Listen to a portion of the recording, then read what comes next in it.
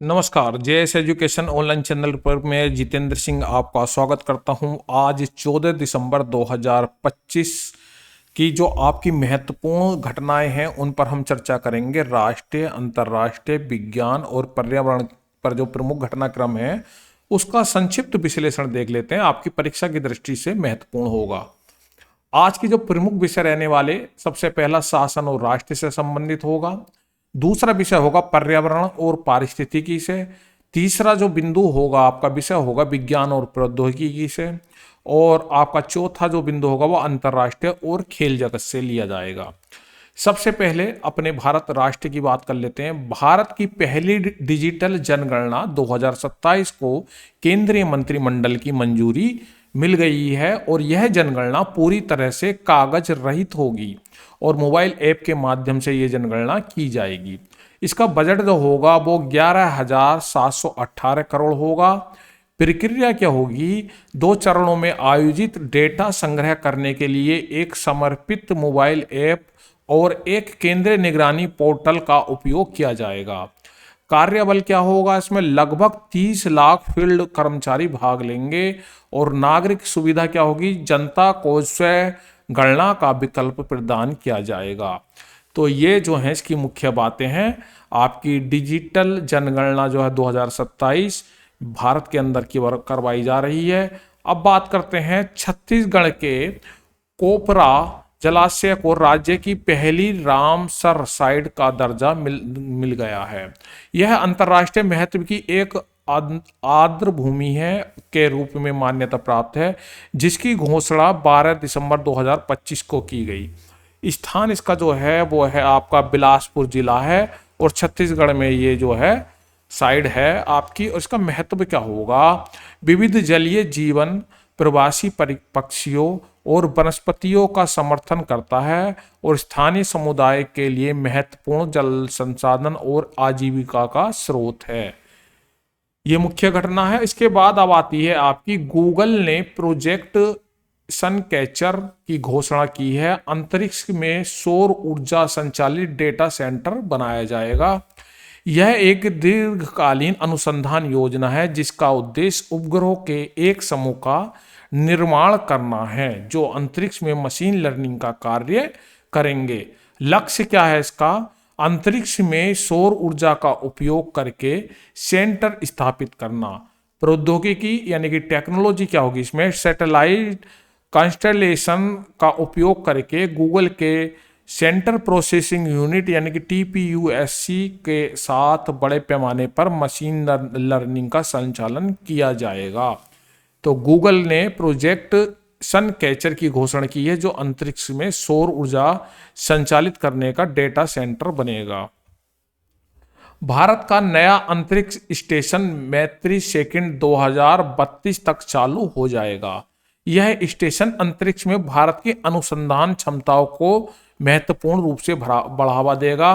परियोजना का नाम क्या है? मैत्री सेकंड। और स्थिति क्या होगी इसकी, यानी कि इसका जो स्टेटस होगा वो भारत का नया आगामी अंतरिक्ष स्टेशन होगा और ये 2032 में संचालित किया जाएगा। इसका संचालन वर्ष कौन सा होगा? 2032 का होगा। इसके बाद आपका आता है मनरेगा से संबंधित यहाँ से क्वेश्चन। मनरेगा का नाम बदलकर पूज्य बापू ग्रामीण रोजगार गारंटी अधिनियम किया गया है। केंद्रीय मंत्रिमंडल ने महात्मा गांधी राष्ट्रीय ग्रामीण योजना गारंटी अधिनियम का नाम बदलने का निर्णय लिया है। पहले क्या था नाम इसका? मनरेगा यानी कि महात्मा गांधी राष्ट्रीय रोजगार गारंटी अधिनियम। और अब क्या नाम हो गया है इसका? पूज्य बापू ग्रामीण रोजगार गारंटी अधिनियम। देखिए पुराना नाम यहाँ पर लिखा हुआ है क्लियर, आप इसे मेंशन कर सकते हैं, महात्मा गांधी राष्ट्रीय ग्रामीण रोजगार गारंटी अधिनियम। और नया नाम क्या हो गया इसका? पूज्य बापू ग्रामीण रोजगार गारंटी अधिनियम। मोस्ट इंपॉर्टेंट क्वेश्चन है, यहाँ से बन सकता है कि मनरेगा का जो है नया नाम अब क्या हो गया है। अगला देखते हैं यहाँ पर। बुल्गारिया के प्रधानमंत्री रोसेन जेलेज़निकोवा ने अपने पद से इस्तीफा दे दिया है। यह घटनाक्रम पूर्वी यूरोपीय राष्ट्र में राजनीतिक अनिश्चितता का संकेत है। तो ये अंतर्राष्ट्रीय खबर थी। इसके बाद जो है अब आता है भारत का जो खेल से संबंधित विभाग है, उसमें देख लेते हैं। भारत 2026 में पहली बार राष्ट्रीय मंडल खो खो चैंपियनशिप की मेजबानी कर रहा है। यह पारंपरिक भारतीय खेल को अंतर्राष्ट्रीय मंच पर बढ़ावा देने की दिशा में एक बड़ा पैमाना है। कार्यक्रम जो होगा वो राष्ट्रीय मंडल खो खो चैंपियनशिप इसका नाम होगा। संस्करण क्या होगा, पहला होगा ये, और मेजबान देश कौन सा होगा, भारत। और कब होगा ये, 2026 में। तो ये खो खो से संबंधित यानी खेल से संबंधित ये महत्वपूर्ण खबर है, इस पर भी आप जो है नजर बनाए रखें। इसके बाद पूर्व केंद्रीय मंत्री और वरिष्ठ राजनीतिक शिवराज पाटिल का निधन 90 वर्ष की आयु में हो गया है और इन्होंने भारत की राजनीति में कई दशकों तक महत्वपूर्ण पदों पर कार्य किया है। इसके बारे में विस्तृत चर्चा इससे पिछली वीडियो में हम कर चुके हैं।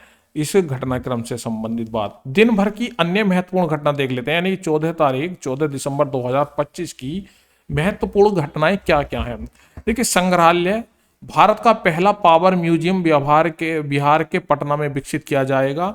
और पर्यावरण से संबंधित, उत्तर प्रदेश सरकार एक जिला एक वेटलैंड पर काम कर रहा है। और संस्था यानी कि बॉडी राष्ट्रीय हरित अधिकरण यानी कि NGT एक वैधानिक निकाय बन चुकी है।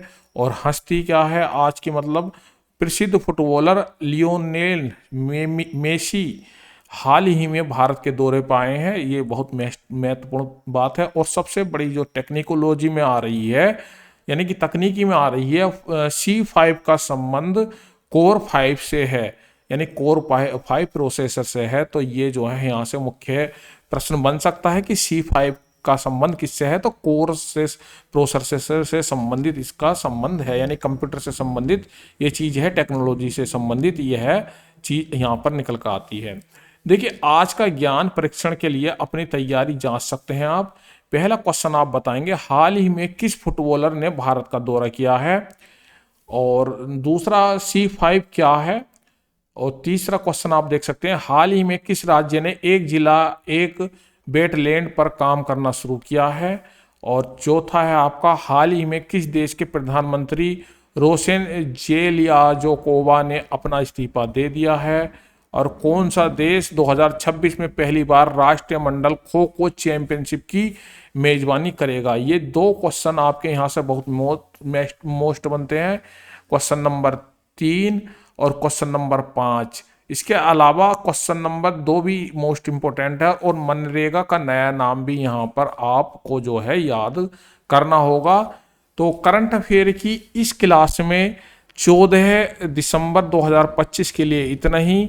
अगले क्लास के लिए फिर से कल मिलते हैं, तब तक के लिए नमस्कार, धन्यवाद।